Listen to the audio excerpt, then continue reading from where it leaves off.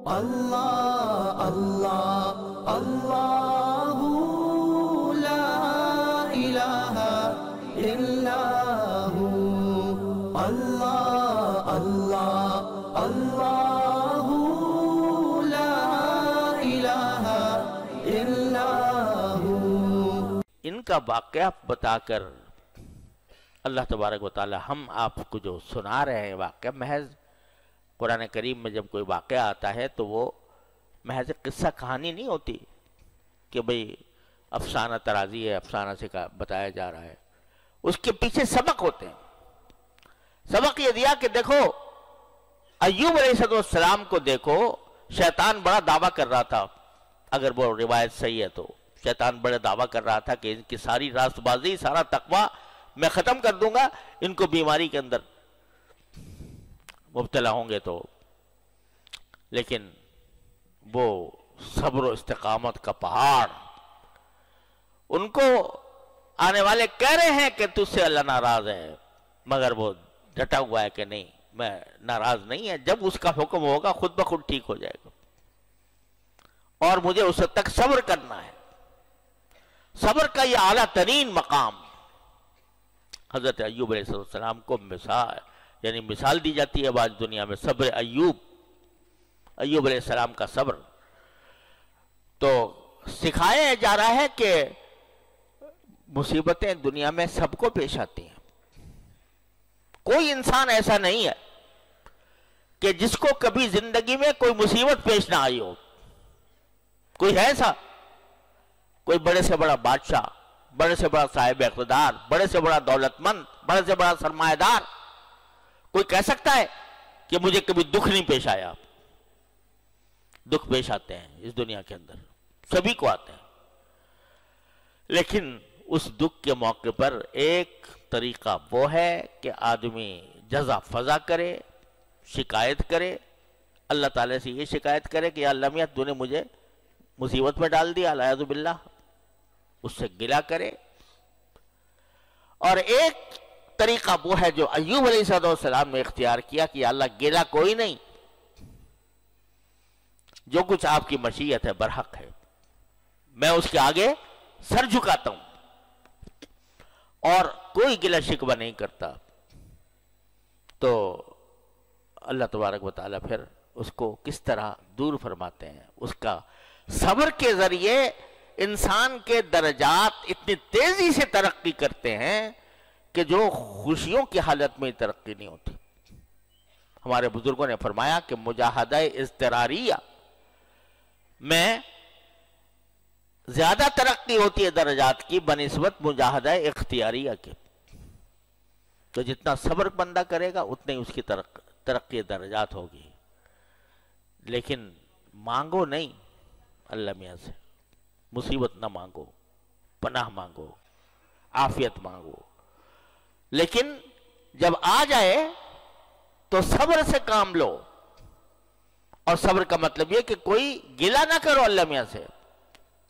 جیسے کہ اللہ بچائے بعض مرتبہ زبان پر یہ کلمات آ جاتے ہیں یا اللہ میں ہی رہ گیا تھا اس مصیبت کے لیے، اعوذ باللہ۔ تو یہ کسی مومن کا کام نہیں ہے۔ مومن کا کام یہ ہے کہ وہ ٹھیک ہے، اگر وہ پکارتا ہے اللہ تعالیٰ کو یا اللہ مجھے شفا دے دے یا اللہ مجھے صحت عطا فرما دے، اس سے کچھ حرج نہیں ہے، جو مانگے گا اتنا ہی مقامات انشاءاللہ بڑھیں گے، لیکن شکوہ نہیں۔ دوسری بات یہ کہ 3 آدمی آ کر مسلسل مناظرہ کر رہے ہیں کہ یہ تمہارے اوپر سزا ہے اور اللہ میاں ناراض ہے۔ 3 آدمی اس تکلیف کی حالت میں یہ ڈٹے ہوئے ہیں کہ نہیں، میرا مولا مجھ سے ناراض نہیں ہے، میرا مولا مجھ سے ناراض نہیں ہے۔ یہ بھی اس کے کرم ہی کا ایک عنوان ہے، یہ بھی ایک نعمت ہے، تکلیف بھی ایک نعمت ہے، لیکن اس موقع پر بھی ان کے پاؤں ڈگمگاتے نہیں اللہ تبارک و تعالیٰ کے۔ وجہ کیا ہے کہ دیکھو یاد رکھو کہ اگر کوئی تکلیف آئے، مصیبت آئے، اس میں آدمی اللہ بچائے شکوہ کرے اور اللہ تعالیٰ سے رجوع نہ کرے، اللہ بچائے، یہ علامت ہے اس بات کی کہ یہ بطور عذاب ہے، یہ اللہ کی ناراضی کی وجہ سے ہو رہا ہے۔ لیکن جس بیماری میں اللہ تعالیٰ سے رجوع کی توفیق ہو جائے، جس بیماری میں شکوہ نہ ہو، چاہے ہائے ہائے کرے، چاہے آہیں بھرے، چاہے روئے، لیکن اللہ تعالیٰ سے شکوہ نہیں، اور شکوہ نہیں تو پھر اسی حالت میں اللہ تعالیٰ سے رجوع کرتا ہے، یا اللہ آپ ہی کرنے والے ہیں، آپ دور فرما دیجئے۔ تو یہ علامت اس بات کی ہے کہ یہ بیماری گناہ کا عذاب نہیں ہے، بلکہ یہ بیماری بندے کو درجات میں ترقی کرنے کے لیے لائی گئی ہے۔ جس مصیبت کے اندر بھی اللہ تبارک و تعالیٰ کی طرف سے توفیق ہو جائے رجوع اللہ کی، تو وہ علامت اس بات کی ہے کہ یہ انسان کے درجات کی بلندی اور گناہوں کے مغفرت کے لیے اللہ تعالیٰ نے بھیجی ہے۔ تو چونکہ حضرت ایوب علیہ السلام کو اللہ تعالیٰ نے یہ مقام بخشا تھا کہ اسی حالت میں اللہ تعالیٰ کے ساتھ تعلق اسی طرح قائم تھا اور اللہ تعالیٰ کی طرف رجوع ہو رہے تھے، اس واسطے ان کو بھروسہ تھا کہ یہ ناراضی کی وجہ سے نہیں ہے۔ اگر ایسا ہوتا، ناراضی کی وجہ سے ہوتا، تو مجھے توفیق کیسے ہوتی؟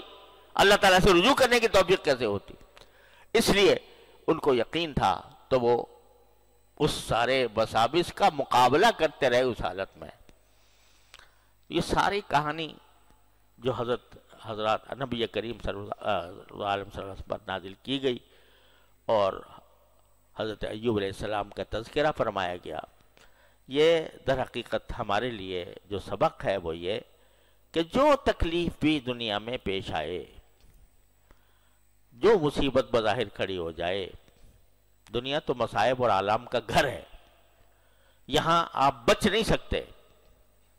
کبھی نہ کبھی پھنسو گے